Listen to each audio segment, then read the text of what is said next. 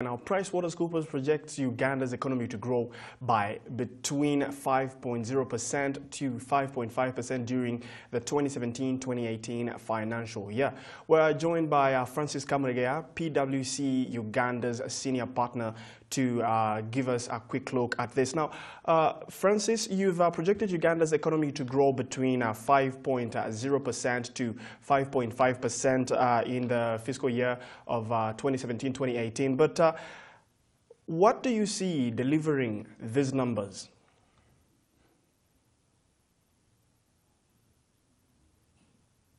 Oh, great. There is a recovery in the economy that we're seeing and feeling already. One of the challenges we had last financial year was the slowdown in private credit growth, which is now recovering. In addition to that, our economy relies quite a bit on agriculture, and we've had very, very good rains. And again, agriculture productivity is up 9 to 11% based on the latest data. In addition to that, manufacturing was also recovered quite, and most importantly, inflation is being contained. Over and above that, government continues to invest quite heavily in infrastructure. So everything is looking quite positive and on the upside.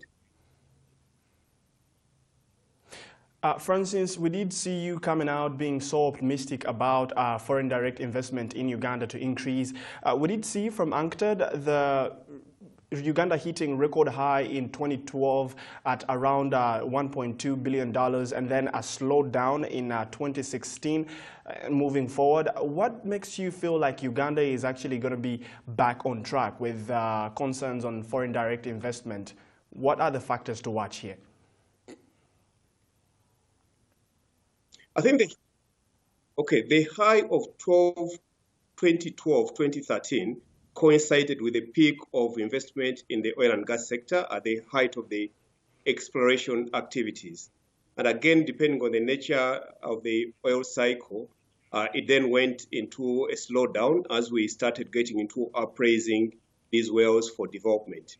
Actually, right now, when you think about the infrastructure development in the oil and gas fields, the pipeline, which has already been agreed in terms of the route, and the investors are already aligned. In fact, both government of Uganda and Tanzania have signed a host government and intergovernment agreement. 2 days ago, last week, there was a agreement between a consortium of American and Italian companies that are going to invest in the refinery. I mean, those 4 projects alone are equivalent to about $10 billion US, with an economy of about 30 billion. Those investments coming in the next 3 years, that will be the biggest infrastructure investment, most likely in Africa, in such a short period of time. So very, very positive again. All right, that is very interesting. Now we did see a sluggish economic growth in the last 3 years. Could you tell us how this now hurts the country's target to hit middle income by 2020?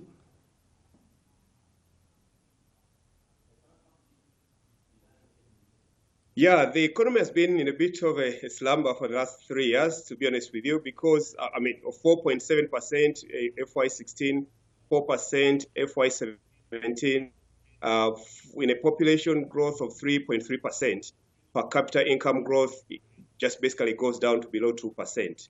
The ambitious target of middle income by 2020 required us to have at least 1,026 US$ per capita. We're still hovering on the figure of about 700, 750. So it's very, very unlikely that we're going to hit middle income status. But what has hurt the economy most is the rapid growth of the population in Uganda, because growing at 3.3% per annum in terms of population, with an economy growing at less than 6%, the per capita becomes just way, way too low even to generate any meaningful economic development, which is really what people want to feel in terms of quality improvement in lifestyle, as opposed to just a quantitative expansion of the economy in terms of numbers.